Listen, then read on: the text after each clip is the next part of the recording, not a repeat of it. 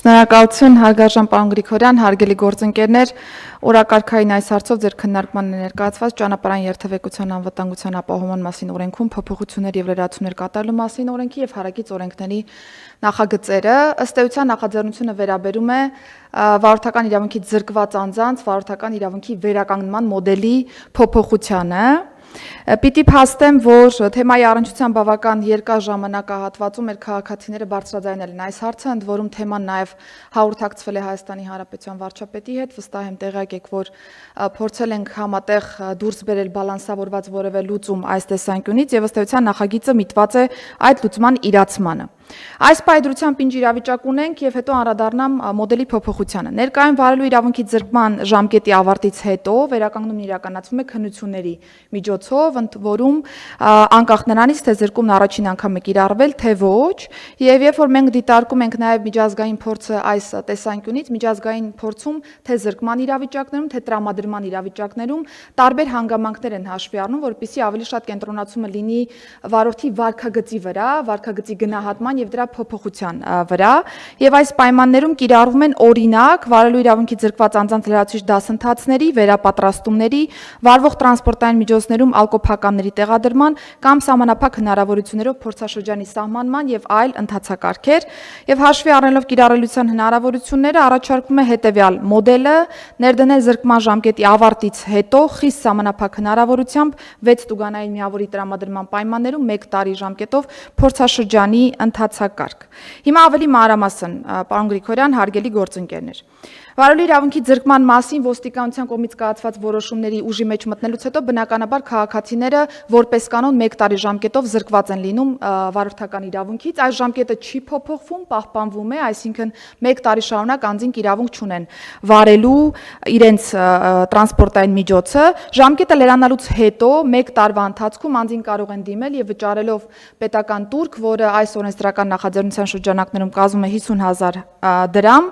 վերականգնել իրենց իրավունքը առանց որակավորման քննությունների միայն 1 անգամ եւ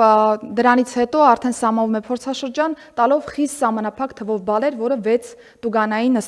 բալային համակարգն է ըստ էության։ Իսկ երկրորդ եւ հաջորդ անգամ զրկվելու պայմաններում բնականաբար վերականգնման ռեժիմը բացառապես քննությունների եղանակով վերականգնումն է։ Փորձաշրջանի մասով արդեն իսկ նշեցի, ուղղակի հիշեցնեմ, որ ստանդարտ իրավիճակներում վարորդներն ունեն 13 բալային միավոր, իսկ վերականգնման պայմաններում կտրվի 6 բալային միավոր։ Մի առանձնահատկություն եւս նախատեսել ենք, որպեսզի իրականում վարքագծի վրա շեշտադրումն առավել ակնհայտ լինի, եթե 6 բալային միավորը սպառվում է կամ անձ այս ժամանակահատվածում զրկվում է վարորդական իրավունքից, ավտոմատ եղանակով կրկին գնում ենք զրկման եղանակին եւ անձը 1 տարի ժամկետով չի կարողանում վարել տրանսպորտային միջոցը, իսկ եթե ստանդարտ պայմաններով նայենք 13 բալը սպառելու պայմաններում իրավունքը կասեցվում է, ոչ թե զրկվում է։ Այս պայմաններում շատ ավելի խիստ մեթոդաբանություն են կիրառել։ Սա հիմնական ընդհանուր մոդելն է, իհարկե ունենք անցումային դրույթ մինչև այս պահ զրկված անձանց անդրադառնալու մասով եւ նախատեսել ենք 20 թվականից մինչև 20 թվականի հունվարի 1-ից հետո մինչև 26 թվականի մայիսի 1 ընկած ժամանակահատվածում զրկված անձանց միայն 1 անգամ վերականգնելու հնարավորություն տալ կրկին նույն մոդելի կիրառման պայմաններում, այսինքն համապատասխան պետական տուրքի վճարում, 13 բալի փոխարեն 6 բալի սահմանում եւ փորձաշրջանի ժամկետի ամրագրում։ Քանի որ հանրային տիրույթում տարբեր քննարկումներ կային այս մասով, պարոն Գրիգորյան, ուզում եմ հստակեցնել, որ որոշումը վերաբերում է բացառապես ոստիկանության կողմից վարչարարության շրջանակներում վարորդական իրավունքի զրկման դեպքերին, այսինքն որոշումը չի տարածվելու Հայաստանի Հանրապետության դատարանների կամ օտարերկրյա պետությունների իրավասու մարմինների կողմից կիրառված զրկումներին, անձին անգործունակ ճանաչելու մասին դատարանի օրինական ուժի մեջ մտած վճռի եւ անձի հոգեկան թմրամիջոցների կամ հոգեմետ հոգեներգործուն նյութերի օգտագործման պայմանավորված հիվանդության վերաբերյալ կամ առողջական վիճակը օրենսդրությամբ սահմանված պայմաններին չհամապատասխանելու մասին տեղեկության հիման վրա վարելու իրավունքի դադարման դեպքերին, թերևս հակիրճ այսքանը, պարոն Գրիգորյան, հարցերի դեպքում սիրով, շնորհակալություն։ Սա իրավունք է, այսինքն եթե մարդը այնուամենայնիվ ցանկություն ունենա գնա կրկին քննությունները հանձնի, ընդ որում ես դες մարդկանց ճանաչում եմ տենց մարդկանց, ինքը կստանա 13-ով իրավունք, 13 բալով կվերականգնվի, թե ամեն դեպքում միայն այս ռեժիմն է գործելու։ զրկվածներին։ Պարոն Գրիգորյան, քանի որ մոդելն ենք փոխում,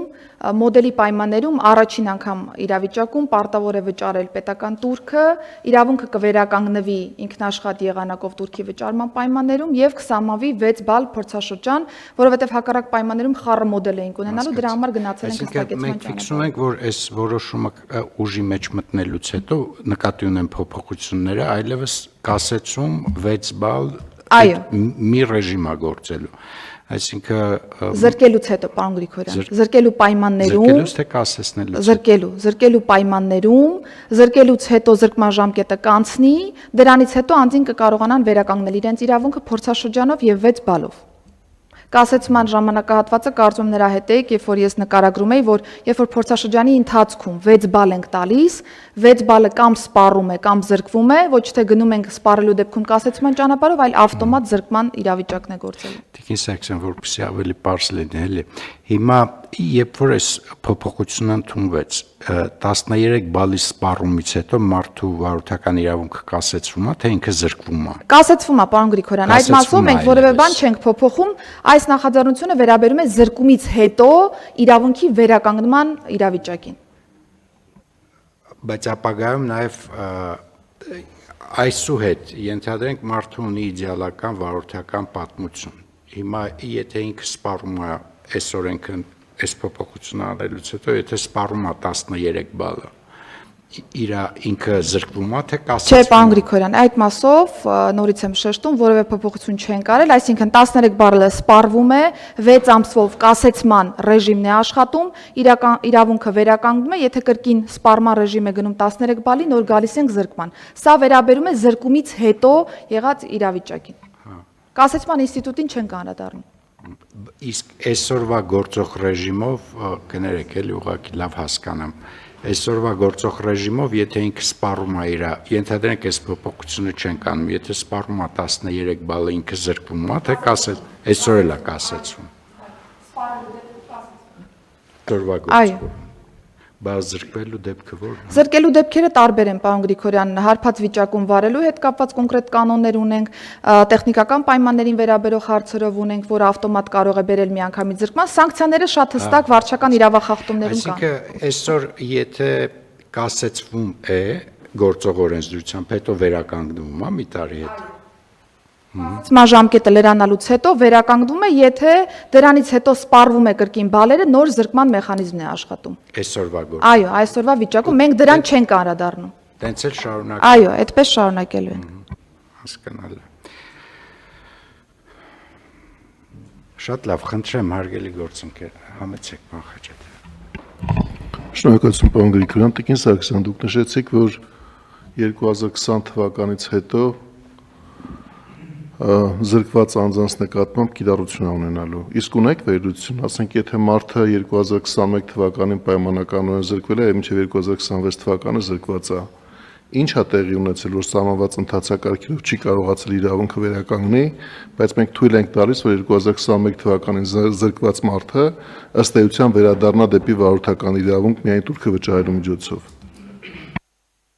Պարոն Խաչատրյան, մենք ունենք քաղաքացիներ, որ օրինակ Հայաստանի Հանրապետության տարածքում չեն այս պայծրությամբ, այսինքն հնարավորություն չունեն մասնակցելու տեսական եւ գործնական քննություններին։ Ունենք քաղաքացիներ, որոնք այս ժամանակահատվածում դիմել են, մասնակցել են քննություններին եւ հաղթահարել են քննությունները, եւ երրորդ կատեգորիան, երբ որ անձինք դիմել են, բայց չեն հաղթահարել գործնական կամ տեսական քննություններից որևէ մեկը կամ երկուսը ըստ էության միասին։ Մենք ոչ թե պարզապես տուրքի դիմաց տալու ենք վարորդական վկայականները, այլ պահպանում ենք գործող պատժողական ժամկետը, որը մի տարին է, այսինքն զրկումից հետո մի տարի անձը իրավունք չունի վարել տրանսպորտային միջոցը, դրանից հետո խիստ սահմանափակ տուգանային բալային միավորներով պետությունը վերականգնում է իրավունքը եւ պայմանականորեն, եթե մի անգամ հարբած վիճակում վարեց եւ 1-2 փոքր խախտումներ ունեցավ, 6 բալը սպառվում է, որպեսզի սա էլ նաեւ պարզ լինի, որ մենք անծայրածիր հնարավորություններ չենք տալիս, շատ խիստ սահմանափակ միավորներ ենք տալիս, ընդ որում 1 տարվա տրամաբանության մեջ։ Եվ փորձաշրջանի ավարտից հետո, եթե ամեն ինչ հարթ է ընթանում, անձը գալիս է ստանդարտ ռեժիմին, որը 13 բալային միավորն է, այսպես ենք սխեման նախատեսել։ Տեսեք, երբ որ դուք նոր դեպքերի մասին եք խոսում, կարող է Մանավանդ դուք բարձրաբանեցիք պարոն Գրիգորյանի հարցին որպեսի պատասխան, որ մենք չենք ասելու, որ նա կարա քննություններ գա հանձնի եւ 13 բալը վերականգնի զրկվելուց հետո անմիջապես, այսինքն եթե զրկվելուց հետո 12 ամիսը անցնում է, միևնույնն է դուք իրեն տալիս եք այդ 6 ամսյա հսկողական ռեժիմը ավելի ցածր բալերով։ Կներեք 6 ամսյա չէ, 6 բալային։ Բայց հիմա այնպեսի իրավիճակ կարող է առաջանալ, որ մարդը 3 անգամ եկել է քննության, չի կարողացել հաղթահարի քննությունը, եկել հասել 2026 թվական, եւ դա ցուցիչ չի մեզ համար, որ այդ մարդուն պետք է ավելի խիստ վերաբերել, պետք է նրան այդ 6 բալը Турքի դիմաց, կներեք, ես այդպես եմ ասում, դուք ասում եք այդպես չի, այլ կերպ է կոչվում, այդ վերականգնելու իրավունքը չտալ։ Գուցե պետք է այդտեղ տարբերակումներ դնել, թե ինչ հանգամանքներում է, որ մարդը 2021 կամ 22 թվականից հասել է մինչև 2026։ Օրինակ, նրանք, ովքեր մի 3 անգամ կամ 4 անգամ քննության են մասնակցել եւ չեն կարողացել հաղթահարել այդ շեմը, նրանց նկատմամբ պետք է երևի թե տարբերակված ավելի խիստ պահանջներ սահմանել։ Պարոն Խաչատրյան, իրականում ավելի թիրախային լուծումների գնալուն ես կողմ եմ, բայց պիտի նկատի ունենանք, որ շատ խառը պատկեր ունենք վարորդական իրավունքի ձրկված անձանց մասով եւ փորձել ենք ընդհանրացնել մի մոդել ունենալ, ընդ որում 20 թվականի հունվարի 1-ից մինչեւ այս պահը զրկվածների մասով անցումային կարգավորումն է սա ըստ էության եւ նրանց մեկ անգամ է տրամադրվելու այս հնարավորությունը եւ հաջորդիվ եթե բալերը սպառվեցին, բնականաբար գալիս են հին ռեժիմին, որը կվերաբերի քննությունների միջոցով վարորդական իրավունքի վերականգնմանը։ Մենք փորձել ենք նաև այս անցումային կանոններում նույնիսկ տարբերակված մոտեցումներ դնել, բայց որքան քննարկել ենք, այնքան հասկացել ենք, որ շատ շերտավորված են ստացվում լուծումները եւ վստահություն չունենք, որ դրանք պրակտիկորեն կկարողանանք ճիշտ կերպով իրականացնել, դրա համար գնացել ենք ընդհանրացման ճանապարհով։ Իսկ ում այդ 6 բալով գարաժից մինչև առաջի խաչմերուկ կսպառվի։ Բայց ես Տեկին Սաքսյան, ես համաձայն եմ, հիմա պետք է մի հատ ինչ-որ գիծ քաշել ու ստանալ նոր իրավիճակ, բայց մենք զուգահեռ ես կարծում եմ պիտի սկորինգի համակարգը դնենք վարորդական։ Եվ ես զարմանում եմ, որ ապահովագրական մեխանիզմներից մենք այդ պահանջարկը չենք ստանում, որովհետև դրա չլինելը նաև ազդում է մեր այսպես կոչված ապաների գնի վրա կամ պիտի ազդի, որովհետև այդա կլինի շատ ավելի լուրջ մոտիվացիոն խթան, որովհետև հիմա ես ձեզ անկեղծ ասեմ, այսօրվա գործող համակարգը ինքը բալ կորցնելու եւ չկորցնելու համակարգ է, եւ ինչպես դուք ինձ բացատրել եք, կան խախտումներ, որոնք արվում են, որովհետև ավելի ձեռնտու է դա անել, օրինակ կայանատեղին կենտրոնում, ավելի ձեռնտու է խախտել, քան վճարել դրա համար, եթե բալ չեն անում։ Մենք պիտի լավարկենք այդ համակարգը, որովհետև ըստ էության միայն բալի կորուստը չի, որ պիտի լինի մեր վարորդների մոտիվացիան ճիշտ վարել, ճիշտ շահագործել տրանսպորտային միջոցը։ Ես կարծում եմ, ինչ որ պարոն Խաչատրյանը ասես, դա նախ եւ առաջ նաեւ ապահովագրական վճարի վրա պիտի ազդեցություն ունենա։ Եվ այս իմաստով ես կարծում եմ մենք հիմա սենց առաջ գնանք ու միանգամից սկսենք մտածել ոնց ենք այդ սկորինգային համակարգը դիզայնանում ու ոնց ենք դա կապում ապայի հետ, որպեսզի ինքը արդեն դառնա լիարժեք մեխանիզմ, այդ թվում որպեսզի ապահովագրության վճարը դառնա զսպող մեխանիզմ, որպեսզի խախտումներ չլինի։ Պարոն Գրիգորյան, լրիվ համաձայն եմ ընդհանուր ձեր ասացի հետ, այս պայդրությամբ էլ մենք ԱՊԱ բյուրոյի եւ կենտրոնական բանկի գործընկերների հետ քննարկում ենք թեման տարբեր էլեմենտներով եւ որոշակի փոփոխություններ արդեն իսկ ԱՊԱ բյուրոն իրականացրել է իր ընդհանուր քաղաքականության մեջ, բայց կարծում եմ մեր գնահատմամբ դա դեռ հեռու է ձեր նկարագրած իրավիճակից, դրա համար հիմա փորձում ենք հասկանալ, թե բալային սխեման ինչպես պիտի փոփոխենք եւ հատկապես օրինապահ եւ ոչ օրինապահ վարորդների դեպքում ինչպիսի ռեակցիաներ պիտի տանք, որտեղ դրանք պիտի լինեն տարբեր եւ ոչ օրինապահ վարորդների դեպքում